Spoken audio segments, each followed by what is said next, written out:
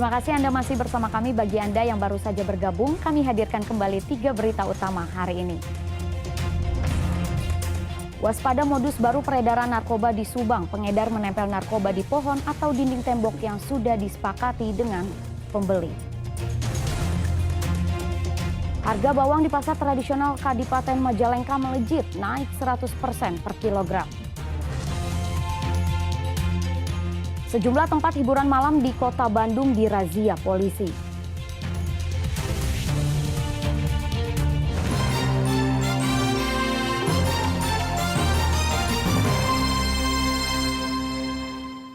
Sejumlah tempat hiburan malam di Kota Bandung dirazia petugas polisi. Selain barang bawaan digeledah, pengunjung juga diminta melakukan tes urin di tempat.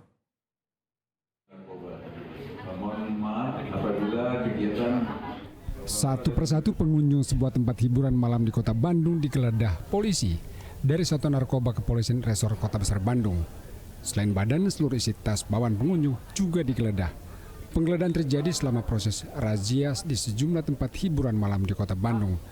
Petugas juga langsung melakukan tes urin di tempat terhadap seluruh pengunjung.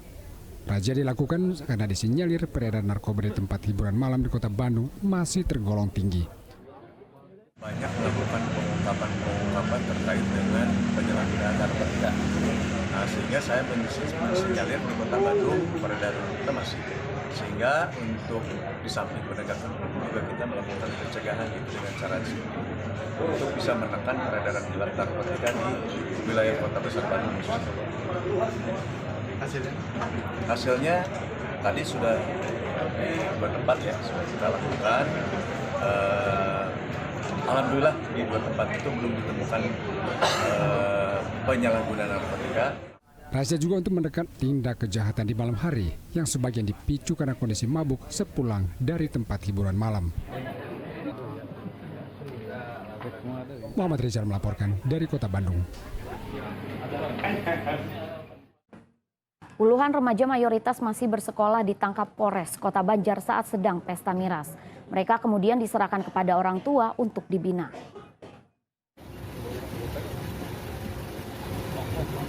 Saat aparat gabungan sedang menggelar patroli di Kota Banjar, mereka mendapati 30 remaja sedang pesta minuman keras. Petugas gabungan kemudian menggeledah lokasi tersebut dan ditemukan beberapa botol miras yang sudah kosong karena isinya sudah dikonsumsi. Setelah ditangkap, puluhan remaja ini kemudian dibawa ke Mako Polres Kota Banjar untuk didata dan diberikan pembinaan. Patroli malam kerap dilakukan aparat setempat karena beberapa kali terjadi kasus kematian dan kejahatan akibat pengaruh miras. Meski razia sudah sering dilakukan, namun masih tetap saja banyak remaja yang tertangkap sedang pesta miras.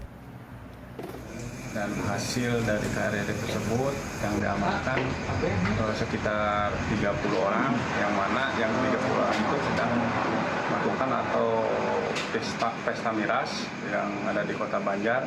Makanya kita amankan untuk ditindaklanjuti lebih lanjut. Setelah didata dan dibina, puluhan remaja mayoritas masih pelajar akan diserahkan kepada orang tua agar kedepannya para orang tua ikut bertanggung jawab atas anak-anaknya.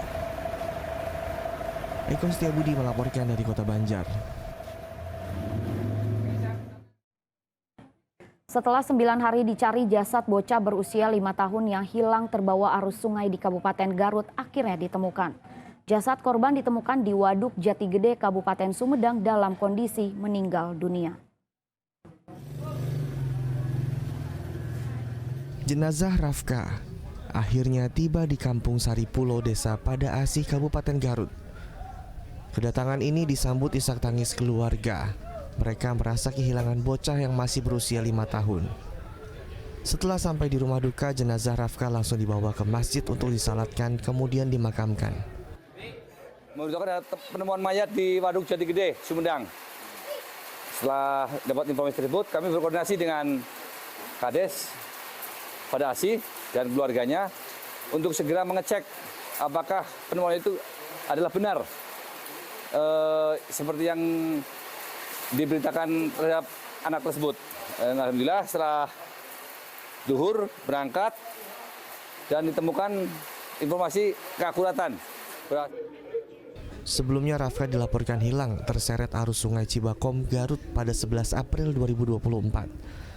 Setelah 9 hari pencarian, jasad Rafka ditemukan di Waduk Jatigede, Kecamatan Wado, Kabupaten Sumedang dalam kondisi meninggal dunia.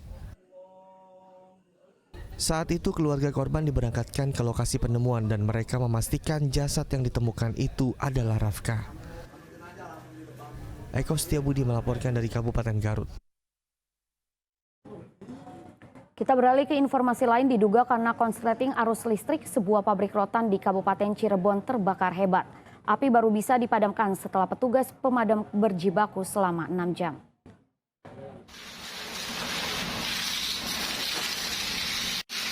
Setelah petugas pemadam berjibaku selama 6 jam, akhirnya api yang membakar pabrik rotan di Desa Karangasem, Plumbon, Kabupaten Cirebon berhasil dipadamkan Senin pagi. Namun bangunan utama dan 2 bangunan lainnya ludes dilalap si jago merah. Petugas terus melakukan proses pendinginan di area yang terbakar. Petugas pemadam telah mengerahkan berbagai upaya termasuk menerjunkan 11 mobil pemadam. Namun banyak bahan mudah terbakar seperti busa dan bahan baku rotan membuat api sulit dikendalikan. Kebakaran mengakibatkan rotan yang sedianya diekspor ke Amerika dan Eropa ludes dengan total kerugian mencapai 2,5 miliar rupiah. Ada satu gudang packing yang berisikan barang yang dikirim itu kurang lebih 10 kontainer. Diekspor kemana aja? Ekspor kita ke US dan ke Eropa. Jadi total kerugian totalnya berapa miliar? Udah semua yang mau diekspor tuh? Iya, udah semua. Mungkin bisa bakal ya. Total kerugian kira-kira berapa? Kerugian kalau furniturnya aja sekarang 2,5 atau 2,7. Furnitur yang siap ekspornya Ya. itu? Ya. Upaya pemadaman tidak mudah karena banyak bahan mudah terbakar sehingga api dengan cepat membesar dan merembet.